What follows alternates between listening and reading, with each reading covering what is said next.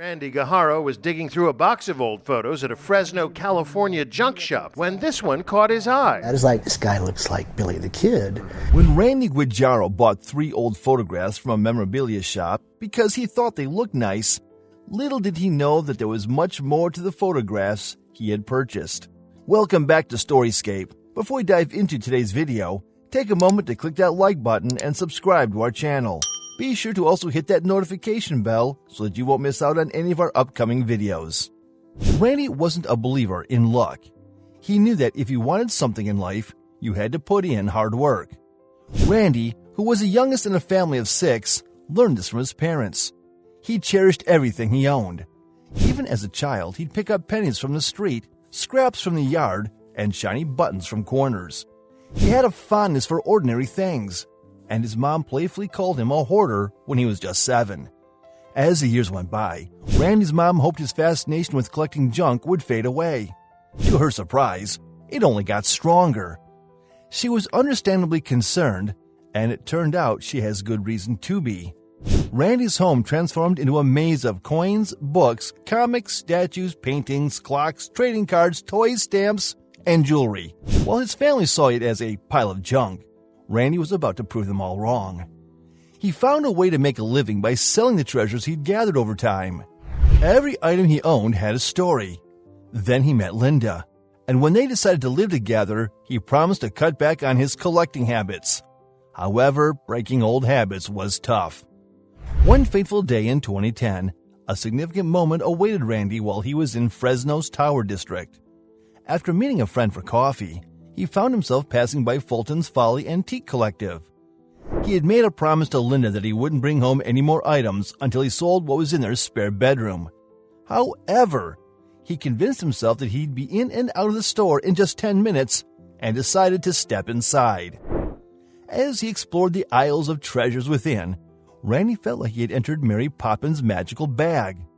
There were pianos, armchairs, cabinets, sculptures, china, pottery, jewels, paintings, radios, dolls, prams, and many other things. It was a collection unlike anything he had ever seen, and he happened to be in the right place at precisely the right time. Randy picked up several items to inspect, but when he remembered the promise he made to Linda, he reluctantly placed them back on the shelves. He resolved to keep his composure, but then something outside the back door caught his eye, and he couldn't resist investigating further. 2 men were shaking hands, and Randy wondered if they had just closed a deal. They were surrounded by stacks of cardboard boxes of various sizes, indicating it might be a blind purchase. Randy sensed that there might be hidden gems inside those boxes, and excitement surged through him. The stores seemed to be overflowing with stock, and the owner probably needed to clear some items quickly.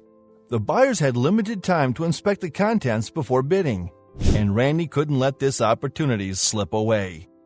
Although they had placed the highest bid, Randy gathered his courage and asked, "Would you mind if I take a quick look?" To his surprise, the men had heard of Randy from the online antique community, so they allowed him to go through their boxes before loading them onto their truck. At first, nothing particularly remarkable caught Randy's eye, but he kept searching, hoping his keen eyes would spot something others might have missed. His intuition turned out to be spot on. He wasn't sure what he was searching for, but he thought he'd recognize it when he saw it.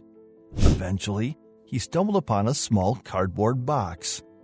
His hand trembled as he gently opened it. What he found inside was unexpected. An ordinary-looking box hiding a significant American discovery.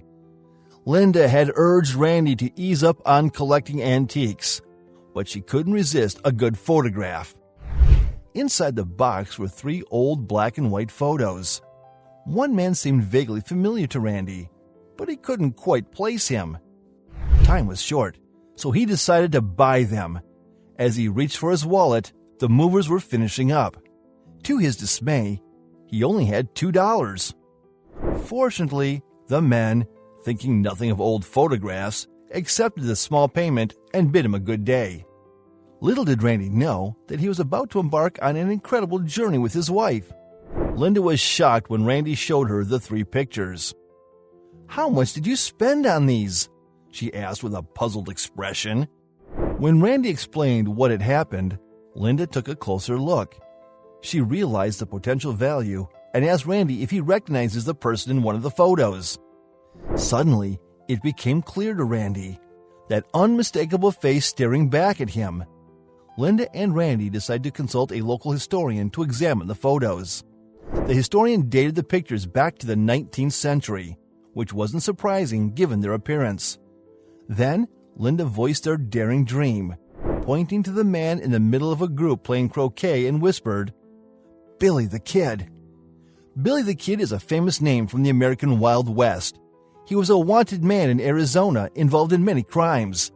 He managed to escape from sheriffs and prisons for 4 years until he was shot at just 21 years old. Until recently, there was only one real picture of Billy the Kid. Randy did his homework. He found out that a collector named William Koch bought the last real photo of Billy at an auction in 2011 for a whopping $2.3 million. But there was no proof about who took the picture or when. So Linda and Randy wanted to prove it was real. Although lots of collectors didn't believe it was real, Linda was sure it was Billy when she saw the photographs, and other faces in the photographs were familiar as well. They thought the picture showed Billy and his gang, the Regulators, playing croquet. Could it be true? They spent a year looking into the photo's history and got many opinions from experts. While some weren't true, others said it was fake. Randy and Linda were sad, but they still believed they had a piece of history, and they were right. Something interesting happened in Linda and Randy's story. Their old photograph caught the eye of a local film and TV producer named Jeff Aiello. He got curious. What if this picture was real and the experts had made a mistake? Jeff asked Randy to give him the photo because his wife Jill is a great researcher. Jeff and Jill did photo overlays and all kinds of fancy computer stuff and also checked the history. And after a month, they were sure it was a picture of Billy and some other people.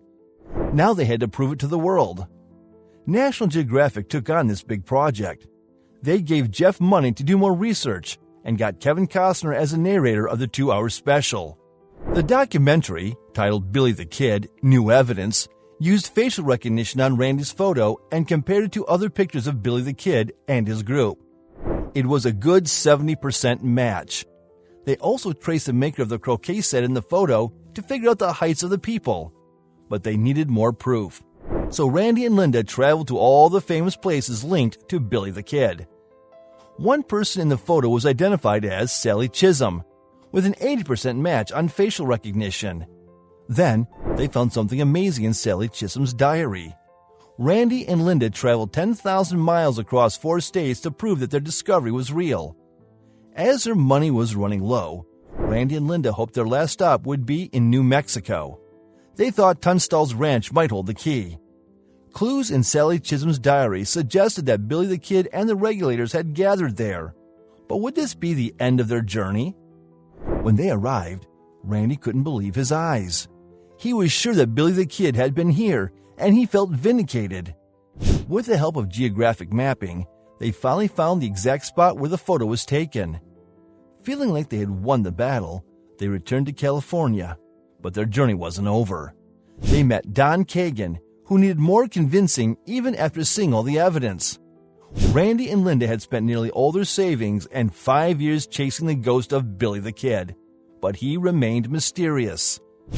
Just when they had lost all hope, Randy received a surprising call. Kagan's partner went to Tunstall's ranch and found signs of another structure beneath the new building, exactly where the house in the photo would have been. They recreated the house using advanced software, and that was enough proof. They set the photo's price at $5 million. Linda couldn't believe their hard work had finally paid off. But the story doesn't end there. Another photo of Billy the Kid has been found since the National Geographic documentary aired. Hope you enjoyed today's video. Don't forget to like this video and subscribe to our channel if you have yet to do so. Be sure to also hit that notification bell because we have more amazing stories on the way. We'll see you in the next video. Follow the facts and the clues, and it was the greatest treasure hunt. One company says the photo is authentic. Using facial recognition, they've identified other members of Billy's gang.